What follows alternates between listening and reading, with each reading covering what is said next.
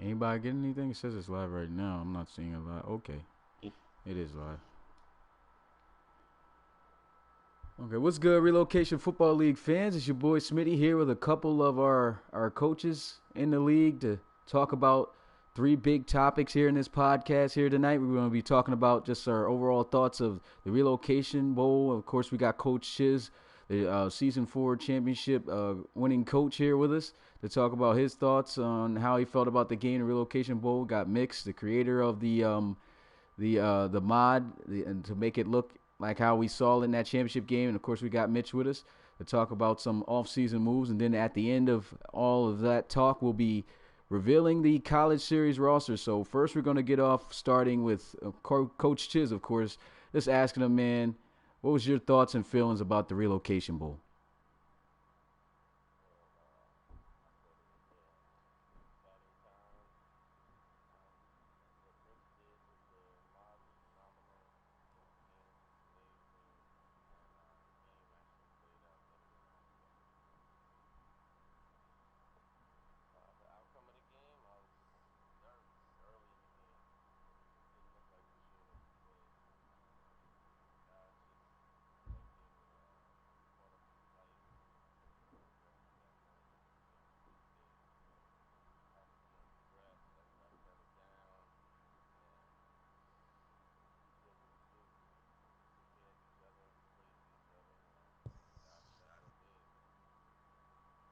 That's what's up, man.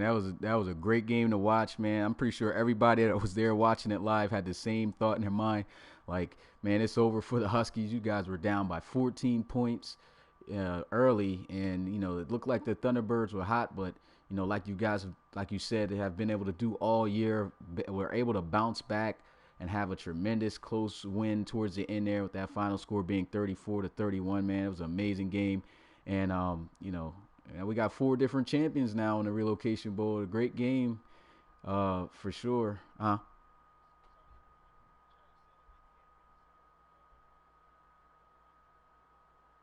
they couldn't hear Coach. Oh, he probably didn't change his setting. Oh, you do you have your setting set to what's Allow that? party audio. Yeah, loud party audio. Coach Chiz. Mm-hmm.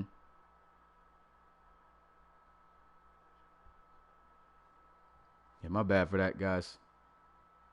Checked everything, Yeah, but there's that. nothing from Chiz. Okay. You can hear me now? Can you guys hear Coach Chiz now? Yeah. You should let me see He said he what they're can't saying. hear any except Mitch. So Yeah, you're good, Chiz. Oh, okay. can you guys hear Rob? You Yo, mix, can you yo. hear me? Can you Yo hear yo. Rob? Yeah, Geo Diamond says he can hear. Yeah, they're saying they can hear. Okay, cool. Yeah. Well, might as All well right. just Yeah, start we're it good. over then from the beginning. But just once again, if you could please reiterate your thoughts, man, on how you felt about the RFL and everything that went into that game. Like I said, I thought I was excited. What Mix did with the mod really shined. He did his thing. The game played better than I expected it was going to play, having to switch over to PC. But the way we came out, I was definitely nervous and upset. My players didn't look like they were ready to be on that field yet coming out the tunnel. We got off to a weak start, slow. The moment looked like it was bigger than we were ready for, and guys just needed to settle down. And once they did, we came to play and did what we do. We played for each other, had fun out there, and executed going into that second half. Um, Line started to play better after halftime. Guys started making plays. Defense definitely stepped up big time for us. That's what's won us the championship this year, our defense. And we wouldn't have been there without the core guys on my team: Duke, Smooth, Pratt. Um, who am I forgetting? Oh, Brett Um, Rattay, Williams. he won MVP. yeah. Um, yeah, they came out and definitely held us down, man. Stepped up and owned the moment, man. Shout out to all of them for doing that, man. I wouldn't. This championship was about them more than me, so without them, we wouldn't have been there. So they Yeah, that was a allowed me to lead them. yeah, man. That was a great game, man. I think both sides did good. Coach Kozera was I offered him to be on here, but he was busy at the moment. But I know like even the way he played, you guys just played against each other, did a good job game planning against each other, and it turned out to be one of the best relocation bowls. I would say the best relocation bowls that we've had so far. Because if anybody can remember, all of our relocation bowls up to this point have been just about blowouts. But this game was definitely the best I can recall.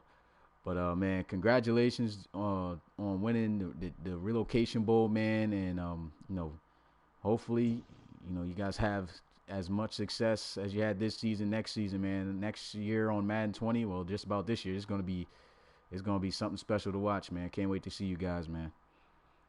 Thank you, appreciate it, definitely. Yeah, so now moving on to the second topic of this podcast, man. We're just going to be going over some off-season moves. And the first thing that we're going to talk about, man, there's been a lot of moves this offseason. The offseason's been interesting. But we got Coach Mix here, former coach of the Celtic Tigers, now head coach of the Chicago Cougars. And, this week, he made some pretty big signs, man. First signing after releasing Andre Tomlinson, he picks up Denard Locker, former Conquistadors running back, in free agency. Then he also signed Cedric Friedman in free agency as well from the Bulldogs.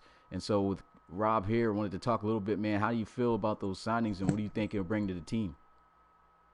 Oh well, I was a little worried, man. You guys probably remember I inherited this team, and the financial situation was a little bit awkward.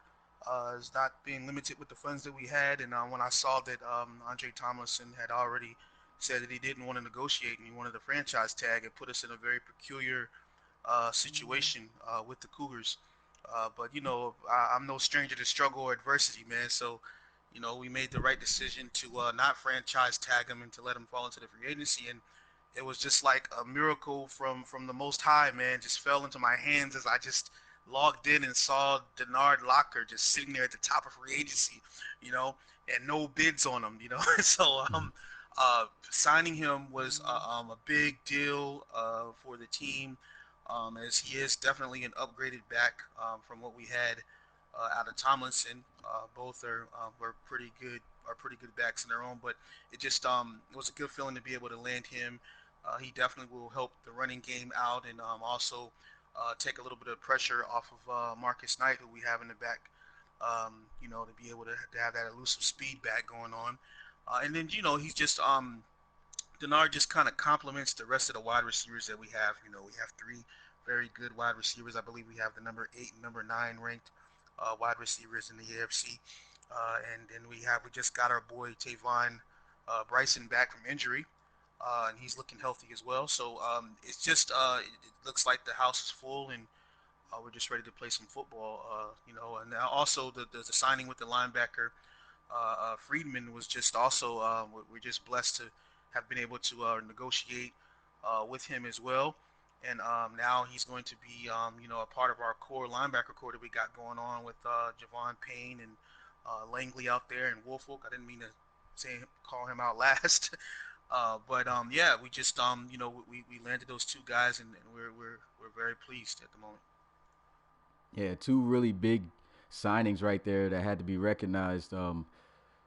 And like you said, just a blessing to know that you had to just get rid of Andre Tomlinson, who is still currently in free agency right now at this point. Interesting to see on who may find him and probably sign him to the team. But like you said, big upgrade picking up Denard Locker and acquire him to the Cougars. That offense, I mean, it looked scary in the playoffs, and it just looked like it's going to be a lot more scary next season. The Cougars look like they could very well be some contenders even for next season with the way things are moving on the offseason. But here's a question for everyone here. Let's go on talking about another signing. I mean, this is a big signing right here. the Lancers, we already know they had a great running back in the backfield already in N03. And in this offseason, they signed the highest overall running back in the league. He's a newcomer from free agency. His name is Rashawn Gary. And, I mean, what do you guys think about that move by the Lancers? Noah signing Rashawn Gary when he knew he had N03. I think it's crazy personally, but we'll see how it works. He's younger. He's like it'll be a good compliment for NO3. Would I have done it? Probably not, but I don't discredit Noah for going out of the box. You gotta swing big when you're trying to make plays in the RFL. It's not easy to win games, so if you got that extra back when NO3 got tired, now NO3 will be the back and Gary will be the lead off, most likely. Looking at this move here, I'm someone that believes that you either scout for need or you scout for talent, right? And obviously this is the draft, but I thought that was just a major chess move by Noah to first of all make sure that none of his other contenders got that back out of free agency. But looking at this team, man, if you check the Daddy Leagues, this team is third overall in points for the season. They were second in yards, and then in the rushing category, they were a top 10 team. They were at eighth. So this sounds to me like he's trying to maybe emphasize more of the ground game. And if you think about it, if he decides to go with the ground and pound, he has two backs right now that he can work into a dual system and really just take the pressure off of each other. And then you automatically know that opens up for the pass game. So I thought it was a ballsy, bold move by Coach Noah that could either make or break the team. Looking over at the defensive side of things, this team was dead last. Giving up a lot of points and everything. So you have to say, is that money? Would that money have been better spent on the defense? Or what? So those are just my thoughts on it. What were your thoughts? I thought it was a great move for him. He's able to bring in a above average athlete to help his team out. It doesn't have to be about next season. It could be about the season after that. We see guys get hurt, so he's bringing in another complete back that's gonna help his team out. Yeah, big signing right there, man. And speaking of running backs, man, another move that we got to talk about here in the offseason, which was a big move. The Shamrocks trade away Cornell Mickens to the Thunderbirds. Out of all teams, this was a team that was number one in the RFL in terms of rushing yards. And they give them arguably one of the best running backs in the RFL, which is going to make this team just even more deadly. And then, they don't all the way lose out. They also signed Lester Gadsden, though, who was released by the Gunners. And, it was kind of not the same caliber as Cornell Mickens, but, at least the Shamrock got something. But what do you guys think about the Shamrocks trading away Cornell Mickens? But they did get a good acquisition with getting arguably one of the best shutdown corners in the league with Craig Chapman. Like Rob just mentioned, with Rashawn Gary and NO3, the Lancers defense was bad. So was the Shamrocks. They weren't excellent. They let up 50 points to the Thunderbirds. So in this trade-off, you got to look. They get a defensive player to help their defense. Then they luckily stumbled across Lester Gadsden, which is a very nice pickup. Again, not as good as Mickens, but definitely arguably close. Lester Gadsden was scary last year.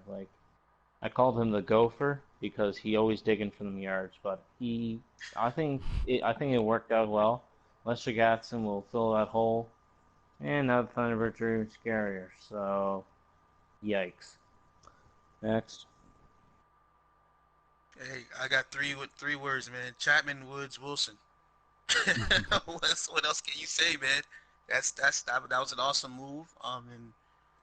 He definitely has the DB depth, now, and Gadsden, watching him last year for the brief period of time He shows that he can make plays and get open. He's still a good serviceable back. So, sometimes you got to take what seems like a couple of steps back to take leaps and bounds forward. So, I thought it was a great move. I gotta agree with how Mix broke it down. He brought in a player that's gonna help his defense out. Yeah, that's definitely a big move. I would have to say, really would have never thought of Mickens ever leaving the Shamrocks because of how great of a back he was. But I mean, to get Craig Chapman, I mean that's a big move right there. And like Mitch was talking about, that defense, they struggled a lot against the pass this past season. And with Chapman now, it's going to be hard for those cornerbacks. As you can see right here, he's 30 years old, but still a 91 overall cornerback. So they got this year and probably next year and probably even the year after that, if they don't get rid of him, to have a really good, talented cornerback that can play up against the league's best cornerbacks and the reason best receivers. I mean, and the reason why that is so big because you look at the cornerbacks in the league. If anybody pays attention to the daddy leagues, it's extremely hard to find yourself a great cover cornerback that can shut down like one of the league's best. If you're going up against Keith Guyton, C.J. Robinson, or Tyrese Maxwell, or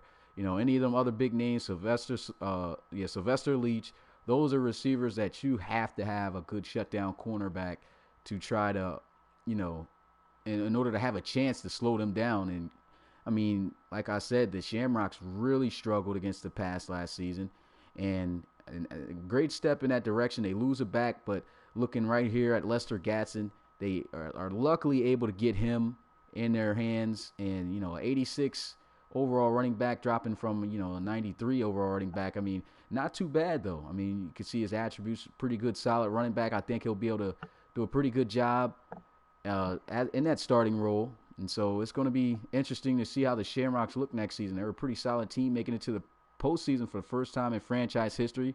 And, with moves like this and these players that they just got, they could very well be right back there. But moving on to the next big thing right here, I'm going to talk about the Tigers. Probably not too much to talk about on this, but the Tigers able to sign in free agency the tight end Joey Lott. They also had there before Case and Jacoby. He dropped in overall points due to age. He's 30 now, a 77 overall. But last season, he had close to 1,000 yards with over 995 receptions and made it to the Pro Bowl this year as the number one starting tight end. And so what do you guys think about the Tigers now having both Case and Jacoby and Joey Lott on the team, who is an 87 overall tight end? I think it was a good signing for the Tigers. I wouldn't say tight end's their biggest need, but to go out and get a player like Joey Lott, you can't deny it. Joey Lott also brings something interesting that Case and Jacoby didn't. Blocking. Joey Lott has 80 run block. That's big when you have Bryce Madden in the backfield and you like to run the ball. So that's something new that they have. They have a blocking tight end along with a tight end that has 86 catching and good route running. So he can catch the ball and he can block. Nothing more you can ask for out of a tight end. Yeah, I thought that was a pretty good signing as well. Just looking at his stats, 45 receptions on the year and about 500 yards and everything. A touchdown out of it. So maybe the Tigers will be able to utilize him a little bit more in their system as well. I'm actually pretty shocked just looking at the Tigers' record at 10-6 because they seem to have been struggling early on. They got something going, and just overall that division in itself is very very competitive with the last bottom three teams all tied for second place behind the Portland Snowhawks. Shout out to Coach Mitch over here that sitting next to me. Yeah, I think that that's a very very good move. Anytime you get an improvement of a player on your team, especially on offense, it's going to equal at least winning some games. So. Yeah, I thought it was a great move for them. Anytime you could bring a big athletic guy in who's willing to dig in and mix it up in the trenches, you're making your team better. And he's able to catch passes. That's a solid move in my opinion. Yeah, great move. I agree with you guys. And the main reason he's not the youngest of tight ends, but higher overall than Jacoby. That'll give them maybe about a year or two extra before they have to really find themselves a big tight end. Then you look down at the bottom. They had a rookie this past season, Tom Santiago at a 76, and that's just one overall point away from Jacoby. So they look like they're set at that tight end position. That was a good move, and I think this is a team that's going to utilize both of these tight ends here. And if we thought that Case and Jacoby was dangerous with those 95 receptions and close to 1,000 yards this season, it's going to be really dangerous with these tight ends when they got Joey Lott also in the mix. But yeah, moving on to the next big signing. The Monarchs make some big signings on defense. Their defense was a little bit suspect this year, but they make some big signings with picking up Ben Meacham, DeMarcus Meggett, and Deshaun Massey on the defensive side of the ball. What are you guys' thoughts on the Monarchs picking up some veteran defensive players to help out their team? I don't think you could ask more of them. Like, they went out, signed 3 starting caliber players to help their defense, along with Tom Wood and Brennan Cullen in the back. Yeah, got to make sure that you get the pass rush so the corners can do their job while strapping up. You can't expect a corner to cover all the way down the field without at least trying to get to the quarterback. So he improved 2 people on the D-line. Ben Meacham had a great season 3. Fell off to the side a little bit with the Thunderbirds having Jordan Wilbur, and he was like the 3rd guy, but now he's back to a starting role. DeMarcus Meggett might be 32, but he's an 80. He's still an all-around player. He's got 82 block shots still. He's got great excel, great power move, and finesse. Like, those are literally high 80s. You don't find that in free agency often, and then they went and find Deshaun Massey, who's really young at 25, to help fill a hole where they would have had a 23-year-old 74 starting. Massey might only be a 78, but watch out for him in the future. He's still got time to develop. Yeah, just kind of piggyback off of what Mitch is saying as well. They signed the 2. I like to call them oldies but goodies here. So I think that's going to be good as far as helping them to just have some guys who understand the 46 defense system and can help that defense out. We don't want to talk about the defense as if it was terrible. I mean, they were 8th in points and middle of the road with allowing passing yards and rushing yards. So it's not a terrible team. But when you look at the record at 9-7, sitting behind the Diablos there, it's kind of want to kind of worry a little bit about that. So it's good that they were thinking defensively as well, and definitely bringing in the younger guy as well to help out on that side of the ball. Pretty good moves. I think it was another great move. He was able to see where his team was lacking and went out there and understands that you can't coach experience. So he brought that in and is going to mix it up with the other guys, and with the draft coming up, and those older guys are going to help bring along the young guys, which is going to help his team in the long run. Yeah, man. And speaking of the Monarchs, moving on to the next biggest move of the offseason, I can see already Darius Wilcox mentioned, man, the Monarchs, you look at them at the quarterback position right now. They did just this past draft their quarterback Preston Schrader, and of course he's going to be the quarterback that's going to look like he's going to be starting this year. Most likely he will be starting this year. A high draft pick, 21 years old, 82 overall. But in return of doing that, they release their former starter, which was a big shock in the community, as Chase Mason is now a desperado as they pick him up. So what are you guys' thoughts on this move? Not only that, though, the Desperados also signed him to a 5-year deal at the age of 31 at an 86 overall. So what's you guys' thoughts on that? Well, as I told Hooks and DMs, he's crazy, but we'll see how season 5 goes. It will work out eventually, but just for the 5 years and the paycheck, I called him crazy, and I'm still gonna call him crazy until I see this work out. But I like how it went. And Jamari Goff was a great addition to their wide receiver core, so I'll respect him there. But he's still crazy for how long he paid him for 5 years. Yeah. I don't want to get on the money side of things here.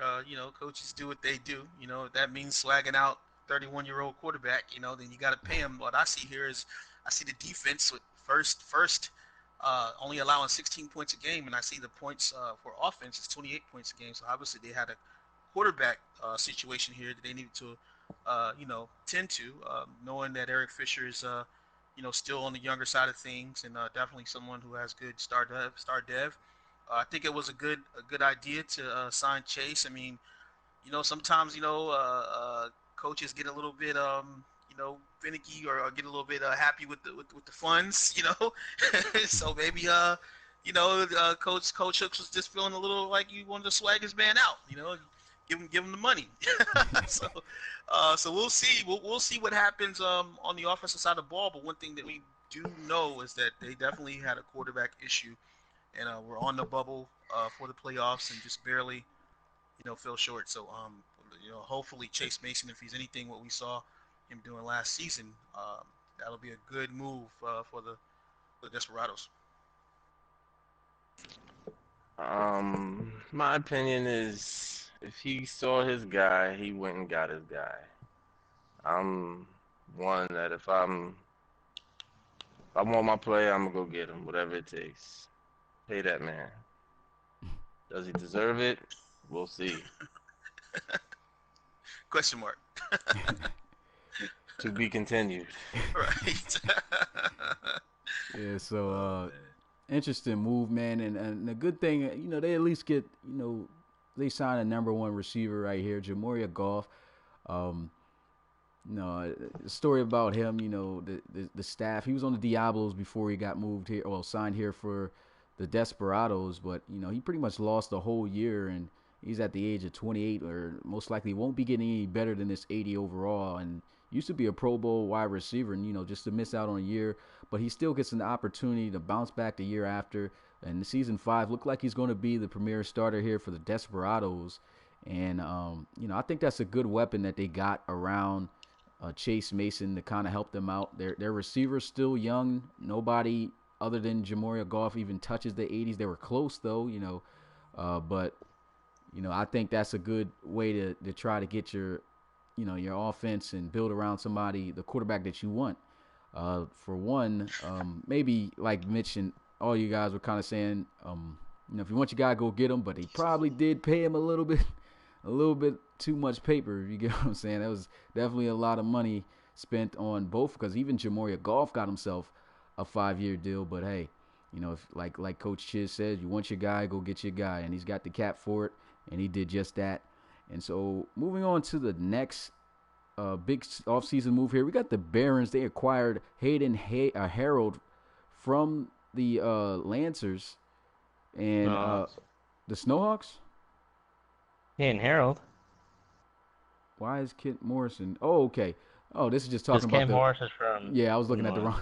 My bad. So the Barons in general just acquired big defensive players here, known defensive players on their defensive side of the ball here. They got Hayden Harold, like Mitch said, from from his Snowhawks.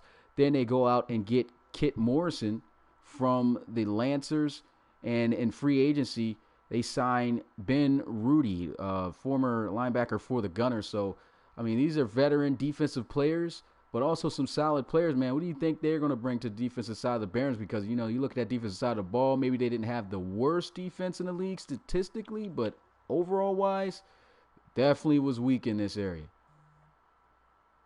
The Barons' defense was, I don't even know how to describe it, pretty bad.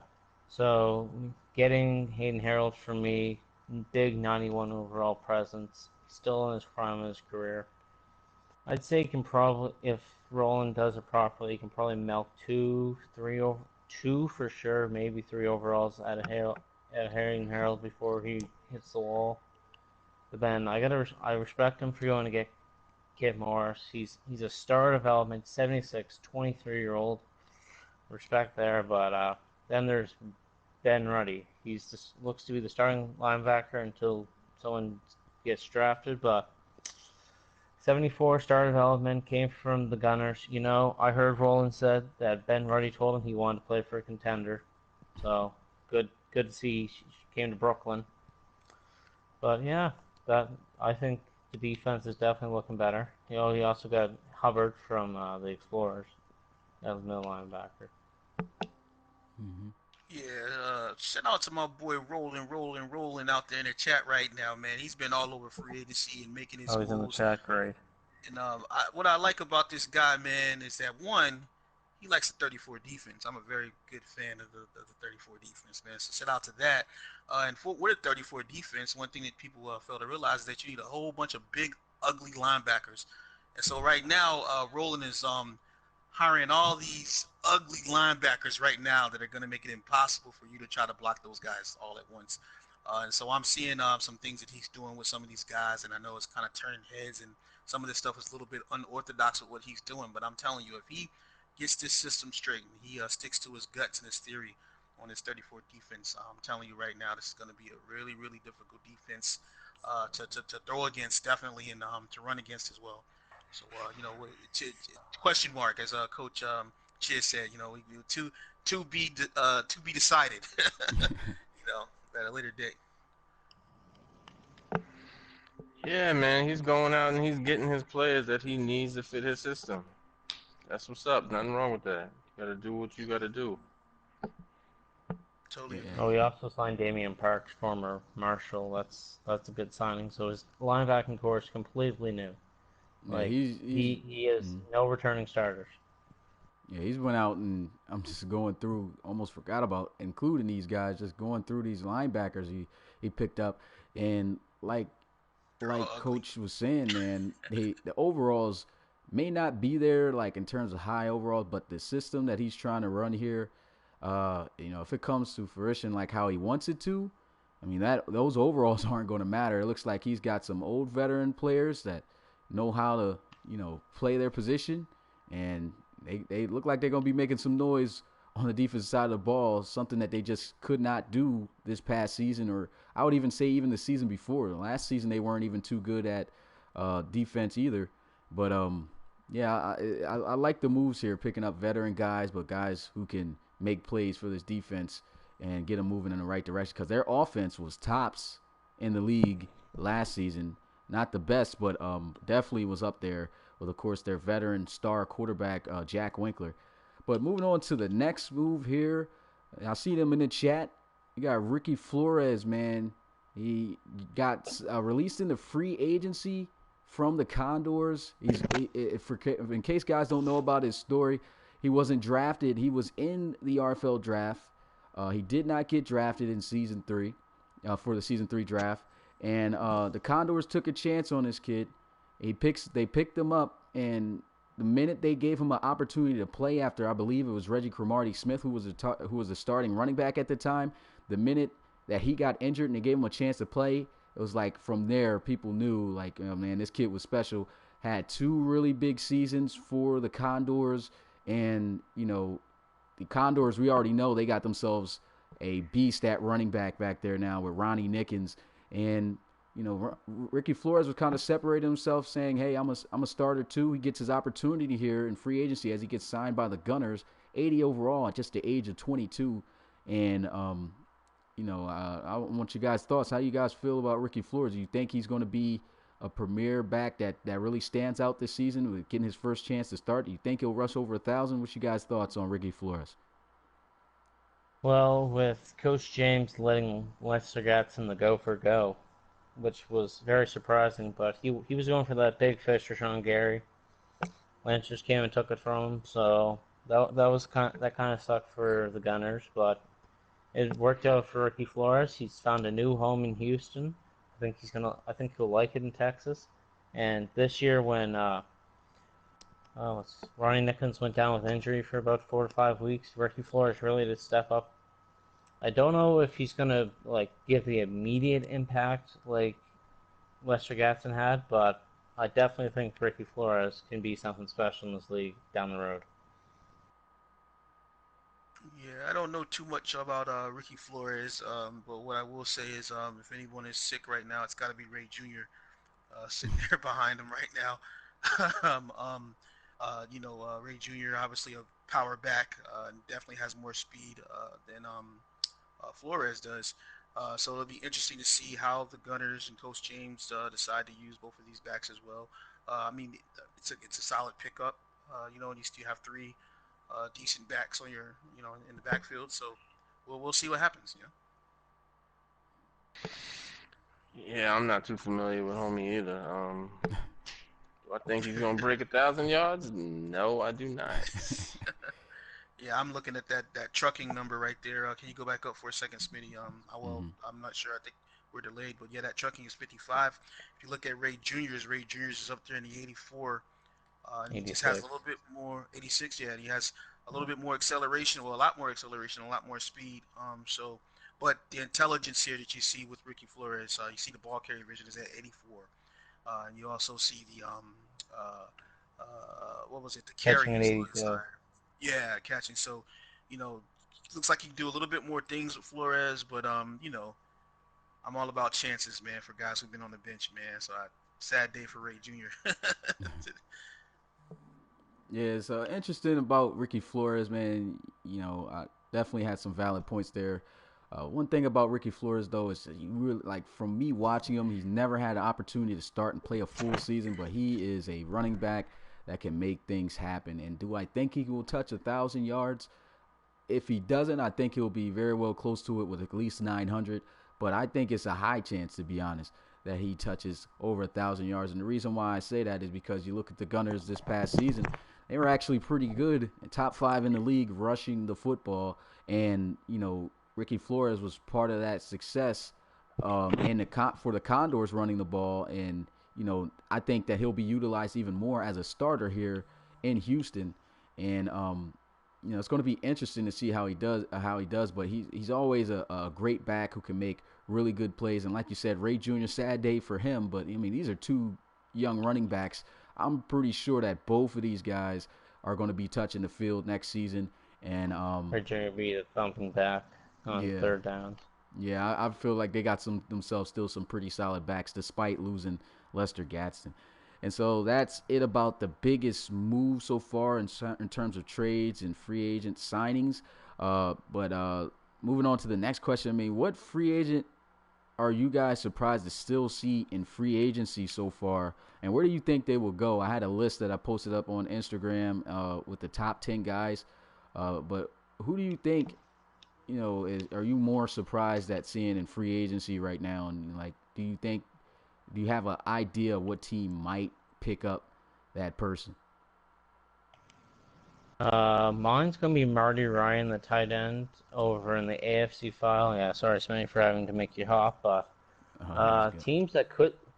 teams that could sign him, I'd say Huskies, but that means just we need to find some money in his wallet, which he's lacking at the moment because of all these Pro Bowl caliber players with their contracts.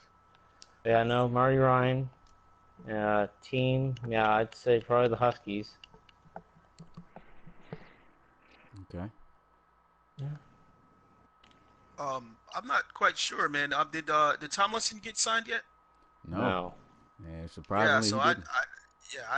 I'd go with Tomlinson, man. Not just because he was a Cougar and I did everything I could to save him, but um, that's a top running back, top serviceable guy. Respect to Marty Ryan, definitely. When I saw him as well out there, I was confused, but yeah, there's a lot of guys in the AFC who are just have not been signed yet, man. It's just kind of wondering what's going to happen with these guys. Will they make it past the draft and just be walk-on teams, next season or whatever? But I definitely would say Tomlinson.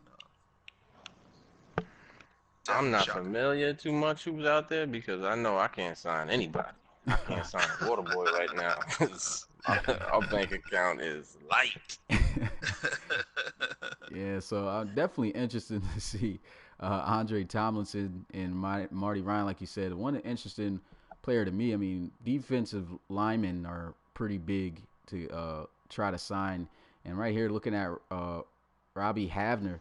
I mean, this is a former Aviators defensive tackle, was a star defensive tackle. You can see right here what type of money he's expecting. He's expecting a 4-year deal, $46.4 million contract here. These guys it's going to be tough to see where they land, but I'm pretty sure Robbie Havner's going to find himself a place.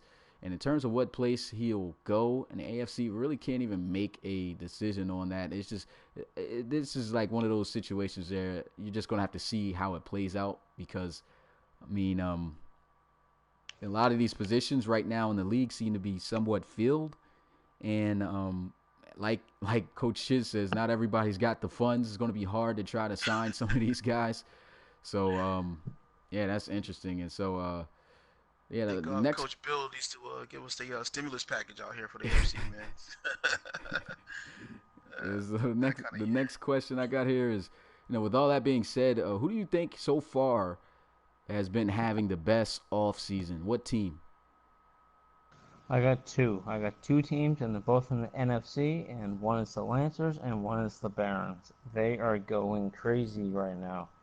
Rolling with trades and Noah with trades and signings with getting Gary and the Barons getting Hayden Harold and Morrison. I don't even know how to explain how they do all this stuff, but it's crazy. But definitely those two teams are having the best offseason. I don't want to be selfish and say myself, even though I know that this Cougar team was a playoff team and have just upgraded severely on the offense and defense. I definitely have to agree with Mitch though that the Lancers and the Barons are definitely uh, adding key components to their teams, man. So I'm kind of excited to see what those guys can do for next season. Yeah, I gotta agree with the prior two statements. Mitch hit it on the head, man. These guys improving, and they were already good teams. Um, Definitely gonna be a fight next season.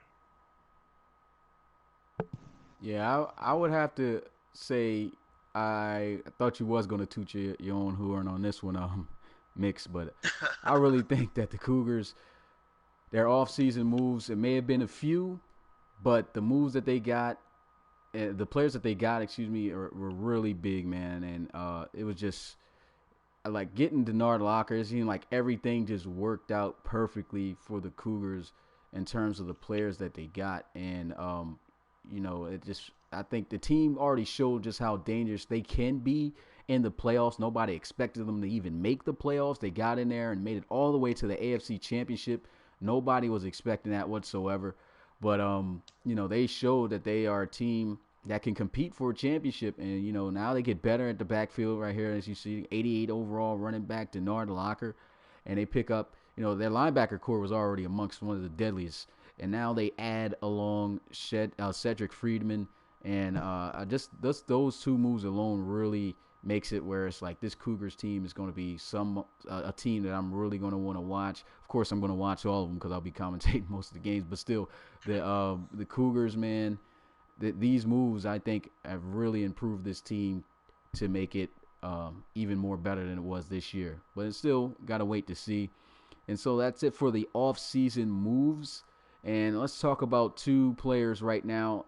Unfortunate news we got here, as we made a list of retired players, but we have a new retired player who decided to call it a career.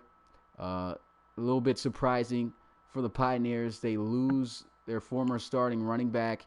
I edited him down because he did elect to be retired, and so it says NO. We put that just to say you can't get this player, but that was Felton Lewis, and Felton Lewis has called it a career after being in the first RFL draft out of TCU. He was drafted by the Pioneers, was a star player.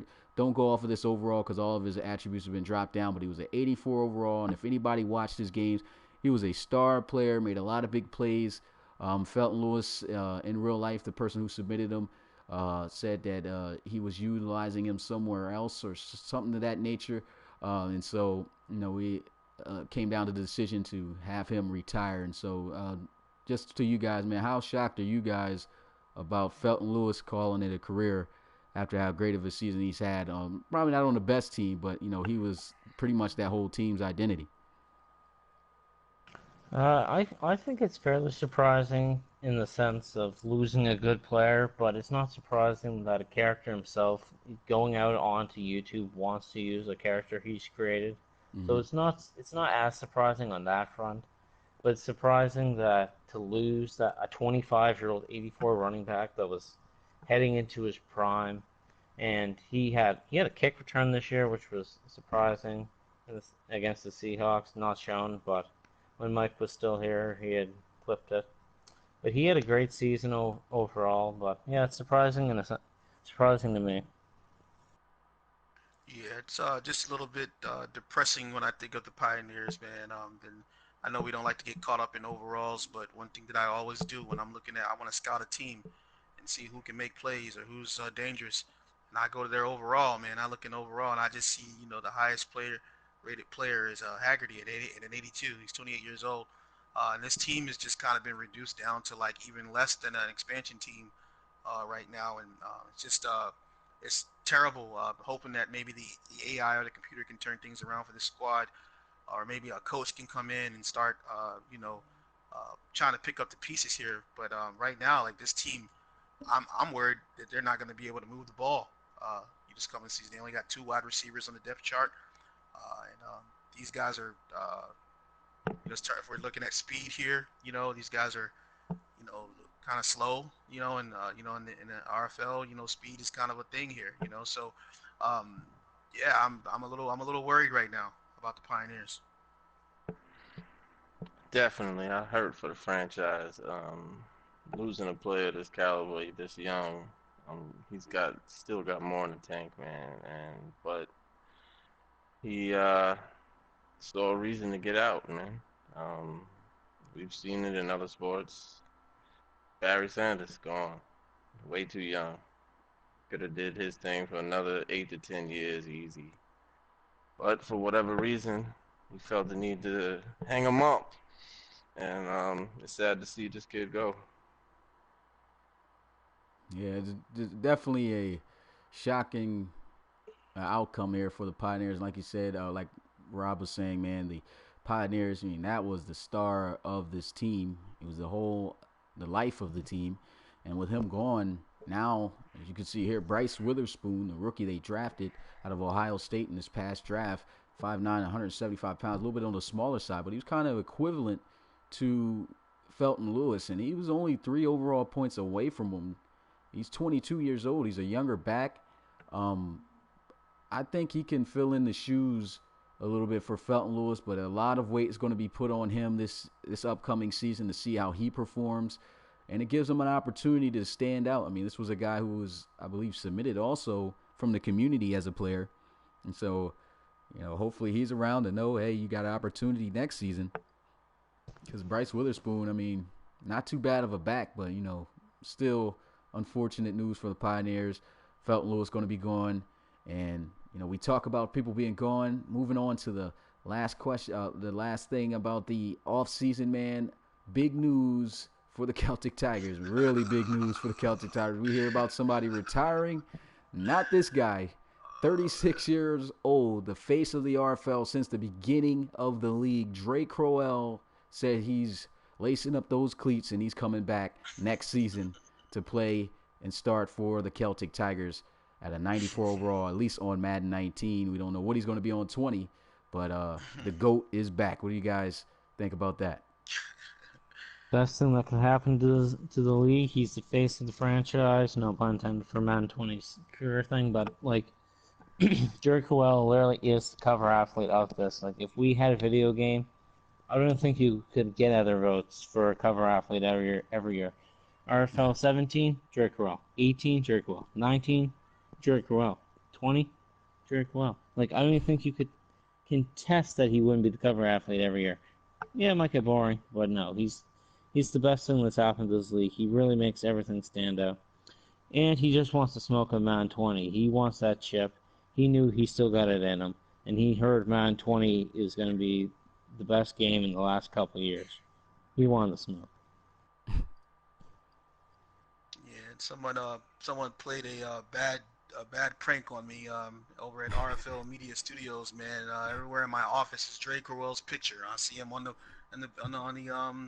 back screen, and I see him No, it's everywhere. He's just everywhere. If anyone is rolling over in their sleep right now, though, man, it's got to be those young QBs they have, and Justin Jones and Paris Polo both witnessing history right now, and I'm pretty sure ready to get on the field and start their careers off. A little bit of a step back, but just look at it as a development year for themselves, and they get to watch the GOAT come back out and get another shot at what he's doing and everything. So, just a great storyline that's going on right now. I'm just happy to actually see Dre decide that he wants to come back for one more shot at this thing. Hopefully, he doesn't beat us. Yeah, man, Dre is living his best life. As long as the team wants him, he's coming back, man. He might come back next year too. He might. Madden 21. I see him being there again. Yeah, Drake Crowell, man, just the all-around story about this guy. I mean, when the league first started, everybody just knew about this guy. His presence on the field was just incredible. The plays he was able to make. And for the longest, guys, I guess, assuming not to be racist or anything, assuming just because he was black and had dreads that he was a scrambling quarterback. But you can see his speed, 73. He really was never that fast of a quarterback, but he had movable speed to be able to make something happen. And, he impressed us week in and week out with his decisions. And, this year was a little bit of a tough one. But you look back, man, at the career of Drake Crowell, man, the first Relocation Bowl, he made it there. He took this team to a 13-3 season in season 1 and season 2. But he went to the Relocation Bowl, man, lost to the Bulldogs in an upset. It was a big upset. The Bulldogs ended up winning the first ever Relocation Bowl. It was almost a all-around great story for Drake Crowell. The season after that, he comes up a game short of the Relocation Bowl game, losing to the Red Dragons in the AFC Championship. And then in season 3, he loses the game before that in the divisional round, and they don't even make it to the conference championship game. And this year, they just didn't make it at all. It was a down year for the whole team in general. Drake Crowell, still had some spurts of greatness. If you guys can remember that Celtic Tigers and Riverhawks game in week 2. It was an amazing comeback by him, and just to show you just what type of player he is. Still had a great season this year too, with over 4,000 passing yards, despite having a down year. And I'm glad to see him come back, especially on a game that's now going to have X factors, because with these abilities they're going to have, the Celtic Tigers I think is going to be scary, and it would have been a shame to see this guy not to have an opportunity to be able to play at his best with those type of abilities. Can't wait to see what he'll do next year. And like Coach Shiz, he might come back the year after. He comes back the year after, it's going to be a problem. But Drake Crowell still seeking a championship. Came close in that first season, but never went back since. And maybe he might go to the final dance this upcoming season. Who knows? Maybe. But of course he won't think otherwise. Yeah, hey Bill, we need to get some AARP going on here for some of these RFL quarterbacks here in the RFL, man. Because these guys are getting up there in age, man. For real. Yeah, 36 years old, but he's coming back for his 5th season in the RFL, man. Big news right there. And so that's it for the off-season topics that have passed. That's been going on this past week or two, or ever since the offseason started. And now it's time to move on to what you guys have all been waiting for. We're going to reveal the college series teams. So what happened was Bill had set up the coaches to be able to draft who they wanted to pick on their team, and they had to go in order and everything. And this is what they turned up getting. So we're just going to go in order in terms of the games. So on the 14th, we're going to have the first college series games, which will be between the Caps and the Golden Eagles. And so looking at that, go ahead, go to the rosters. We're going to go to each position, and we're just going to look at the overalls. And the overalls aren't the actual overalls of what it's going to be as rookies. Okay, so don't get too hyped and think you're going to be like a 90-something overall or 80-something as a rookie, because that's not going to be the case. But these are the rosters. First, starting off with the Caps. The Caps, as their starting quarterback, going to choose Joseph Torres out of Texas as he 88 overall quarterback, and backing him up, you got Josh Tillman.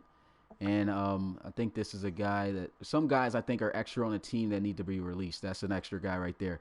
And so looking at the running backs of the Cap, we got Jacob McDonald out of Ohio State, 84 overall, backed up by James Tomsha, 80 overall at running back here. And then also third on the depth chart, they got Donovan Rhodes at 76. And I believe that's it for the submitted draft players on this roster. Did they have a fullback? No. No, they didn't have a fullback. Because they're looking at the receivers, we got Adrian Taylor at 83 overall leading the Caps. Then starting also the second receiver spot, you got Farrell Rains at 81. Then we got Jackson Hunter at the same overall, 81 out of Nevada. Victor Middleton out of Ohio State, 79 overall. Out of I already said Ohio State. And I believe this is a guy that's not in our rookie class either. And so looking at the tight ends for the Caps, got Mark Albany, 81 overall. And is this isn't a tight end either, is it? Ashley Wimbley? No. Okay, so yep, that's it for the submitted draft players for the offense, I think. Left guard. Oh, there we go. Left guard right here. Devontae Dean, 84 overall out of Maine. Let's see what else he got here. I don't think any of these guys were. Nope. And so on the defensive side of the ball for the Cats, we got Diego Lizarraga Jr. out of Clemson, 88 overall. And I think that's it for the left end spot. I don't think this is a rookie either. At defensive tackle, 91 overall, we got Nashawn Richardson out of UCF. And that's it for the D tackles on this team. At linebacker, got Brady Knight out of Alabama, 89 overall. Nobody at middle linebacker. That was a submitted player. Cornerback. Nicholas Jenkins, where is that? Just look to middle linebacker. Oh, I don't know how I skipped Nicholas Jenkins. My bad if you're out there watching this. But 85 overall out of Arizona. He's going to be the middle linebacker for the Caps. And we have at cornerback, we got Kilo Austin, 87 overall, backed up. Starting out on the field with him on the other side, Freddie McAllister at 87, same overall right there. And I believe these two aren't submitted players. No. Yeah. Safety, we got this is a submitted player right here, right? Zachary Bates. Yep. Zachary Bates, 88 overall. Out of Walla Walla. Walla Walla. At strong safety, we got Trent Hobbs out of Stanford. And so that would do hold up. I think they got a kicker. Yep. My kicker. Somebody submitted a kicker for the Caps. It's Jerome Davis. Chrome's kicker right there. 95 overall kicker out of Oregon. And in terms of punters, we didn't have any punters. Kickers are people too. Yep. Kickers are people too. And so that's going to do it for the rosters of the Caps. Congratulations to you guys who are on the team. You guys will all be getting playing time on the 14th this Sunday. And so moving on to the next team, we got the Golden Eagles, who will be their opponents. And starting out at quarterback, they have John Bastige out of North Carolina, 85 overall, backed up by Tyrone Green, is at 85 overall as well, out of Marshall.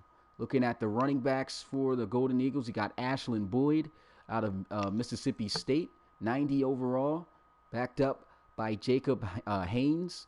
It is at a 92 overall out of Ohio State. And they do have a fullback. Yeah, fullback is the only fullback that was submitted into the draft this year. They've got Trip Bruce III, 75 overall. And moving on to the receivers, they got Henry Johnson, 84 overall out of Florida. Then they got J.F. Francis out of Boston College, 82. And I don't think this is a receiver, is it? No. Nope. So these guys aren't. Yep. And so moving on to tight ends, we got Hayden Jean Charles, 90 overall out of Montana State. Then we got Hunter Ryan. Is that even? No, Hunter Ryan is not a guy. Okay. Looking at the line. Yeah, left tackle. They got Aiden Mahill out of UCF, 81 overall. And looking at the rest of the linemen. No, left end. Left in, we got Isaiah Mosley, 88 overall out of Miami University. And at right end, I don't think this is a guy either. Nope, they didn't get any right ends. What is Vita doing on here? Well, Vita. I don't know how to say this guy's Only name. got. Is this never knew how to say that guy's name. Okay, so at middle linebacker for a rookie submitted player, they got Shane Masters, 88 overall out of Florida. Matt Reynolds, 85 overall out of William and Mary. And that's it for the middle linebackers. No right outside linebacker. At cornerback, we got Xavier Richwalski from Connecticut, UConn, they're 88 overall. And we got Parker Palmer at the other cornerback position, 87 overall out of Toledo. And that is it for the cornerbacks. At Strong safety, they have Zaya Mondragon at strong safety from Miami University as well, 90 overall at that position. And that's going to do it for the Golden Eagles. And so 2 teams out the way. We got 4 more teams. And next on the list, we got the Nighthawks. So the Nighthawks starting quarterback. There you go. He said, here comes the juice team. Yep. Big team right here for sure. With the starting quarterback, they got Anthony Savoy. They got him at Wisconsin. His college, I think, supposed to be Florida State. He did transfer his last year. But a 92 overall at quarterback, backed up by Russell Basler at a 91 overall out of Alabama. And you look at the running backs, you got T.J. Jones out of Nebraska, 87. Then we got Malik Jones, 83. The Jones brothers. Out of Purdue. Yep, the Jones brothers right here, backed up by third stringer here on the team, Jack Novel, at an 80 overall out of Virginia Tech. There was no more fullbacks. At receiver, we got Carlos Luzon from LSU at an 84 overall.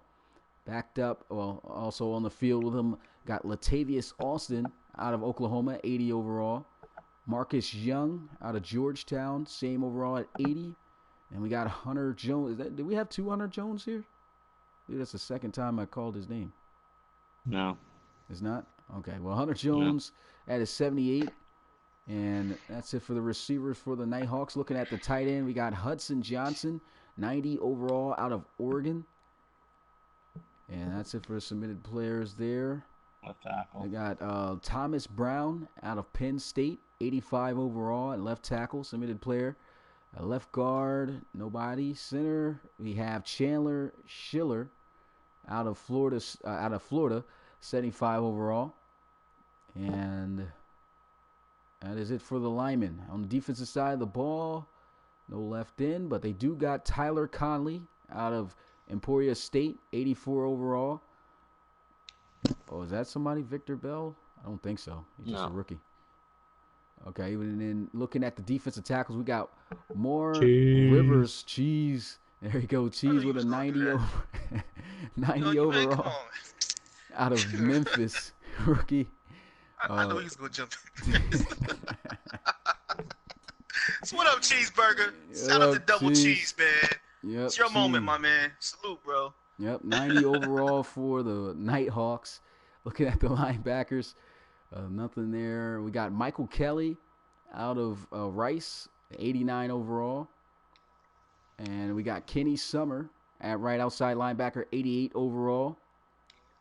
Cornerback, we have Owen Dunfield at 87 overall from LSU. Then we have Marquise Washington from James Madison, 85 overall. And I believe that's it for the corners, submitted players. At free safety for the Nighthawks, we got Rashawn Vaughn at an 89 overall out of Wisconsin. And at strong safety, we have Derek Oliveros out of Syracuse, 80 overall. Some of these rosters are going to get cut down. So if you see somebody over you that's not supposed to be there, he's going to get released off the team, and we'll figure something out. Some of these guys got to be reduced down, but the rookies that I call, they are legit there. So we're halfway through. Now we go. They got a kicker. Oh, they got a kicker. Oh, they got a kicker. Kickers are people. Can't forget about them like that. We got Joaquin Gonzalez. That ain't right. He's 15 years. Yeah, but he's also 20 years old. Dude, I'm looking. This is the only kicker on the team. Yes, I know, and that is the guy. Oh, that's the guy? Somebody. Oh, he just got built over an old guy? Yeah. Okay. Oh, yeah, well, I'm looking at you. Yeah, his age is 20. I don't know how. I guess he came in pro league at the age of 5. That's crazy. But, 95 Slim overall hopes. kicker right there, Gonzalez. And then moving on to the fourth team, we got the Orbits. And starting at quarterback for them, we got Colby Brown out of TCU, 88 overall.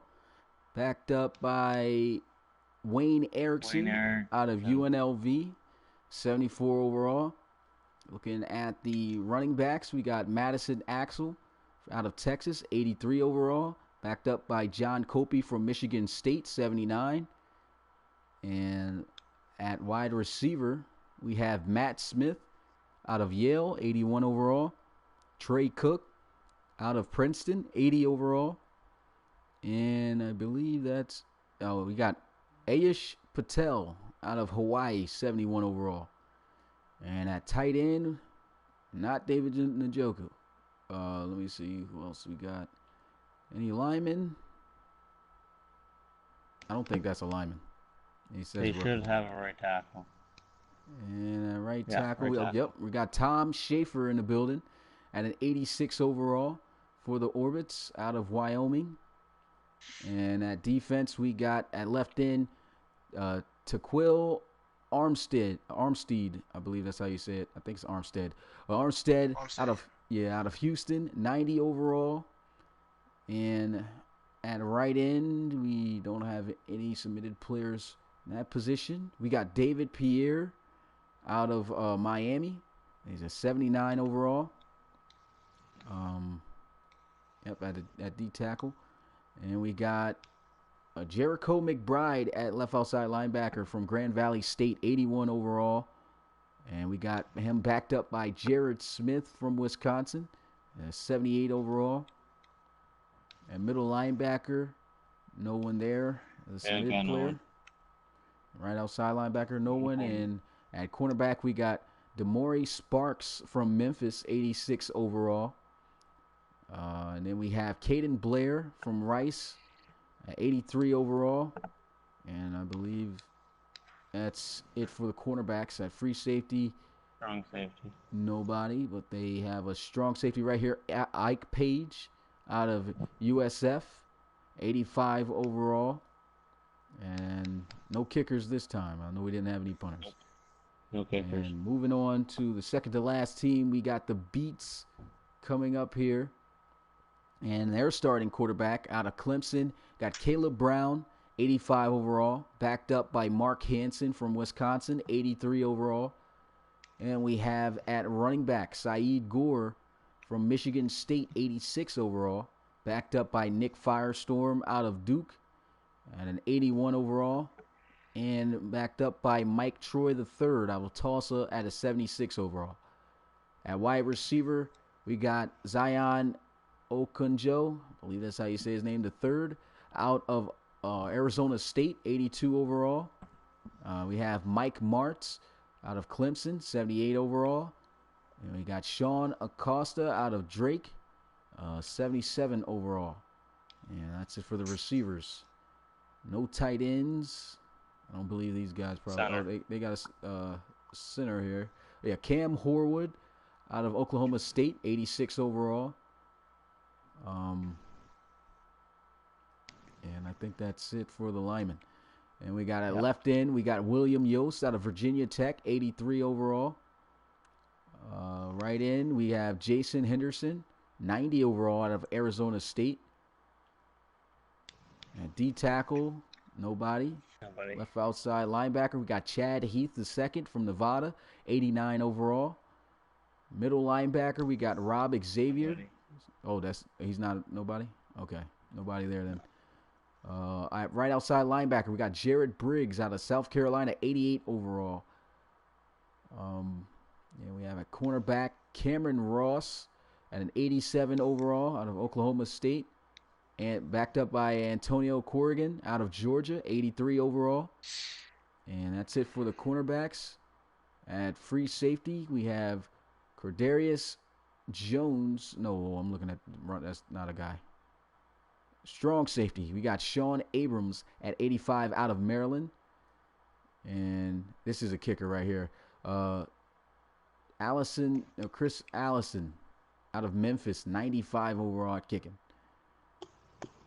And so for the last team for the rookie series, it is the Flyers here. And starting for the Flyers at quarterback, we got James Crosby at an 89 overall out of UConn. And we got Tyrell Howard out of Rhode Island at an 85. At running back, we got Adam Giron. Is it Giron? I think it is Giron. Out of Michigan State, 86 overall. Backed up by Duke Lund at 79. At wide receiver, we got Trey McLellan out of LSU, 82 overall. Backed up with a Coleman Moxley at an 80 overall. And Cam Rux out of Michigan at an 80 overall as well. At tight end, nobody. And do they have any linemen, Mitch? They have a guard. Right. No? Yeah, right guard. Okay, and at right guard, they got Jordan Williamson at a 74 overall out of Virginia. And no linemen. So at defensive end on the left side, we got Brent Harrison out of Pittsburgh, 88 overall. And at right end, we have Obi Easy. I got to learn how to say that name. But 91 overall out of Memphis for the D-line. I think it was Blackwell one guy too, or no? Don't seem to be. No. Yeah, Blackwell's not a guy. Okay. Middle linebacker. Okay, and middle linebacker we have Bob Stevens out of Bethune-Cookman, 87 overall.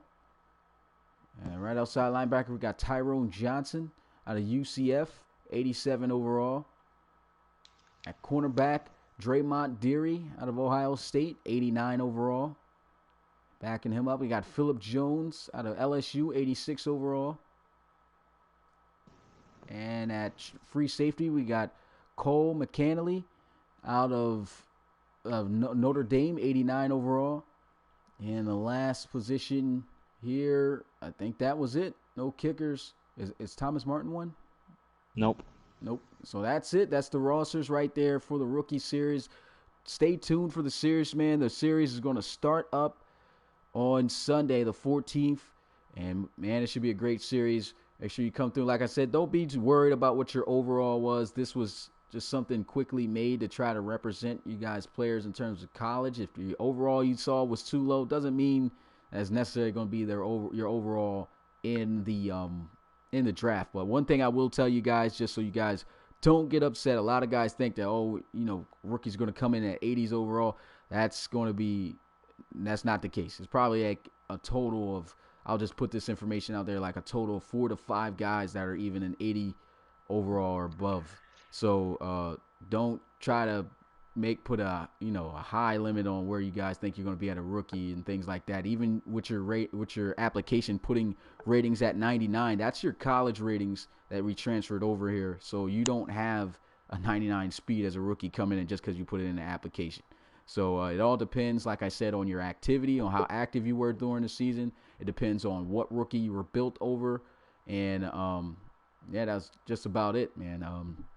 We tried our best to make it as, realistic as possible and build it to the liking that you would want your rookie to be.